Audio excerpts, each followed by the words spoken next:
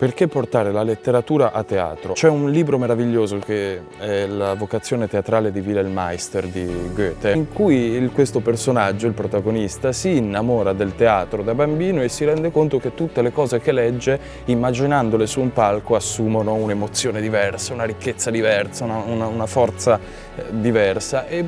per me un po' è così. Io ricordo un lungo periodo di vocazione di Wilhelm Meister in cui tutto ciò che leggevo lo immaginavo in un contesto teatrale e quindi personalmente questo, credo nel valore dell'immedesimazione e credo nel dare corpo alle cose e ai concetti, quindi per me, soprattutto per la letteratura che tratto io in questo spettacolo, è il luogo naturale di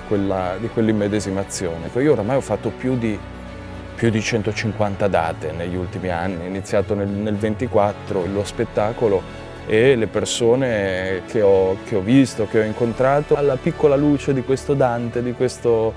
Cavalcanti, di questo Tasso, di questa Frida Kahlo, di tutte queste grandi personalità che compongono lo spettacolo, ho visto un po' di Dante nei loro occhi e questo è molto bello e molto gratificante.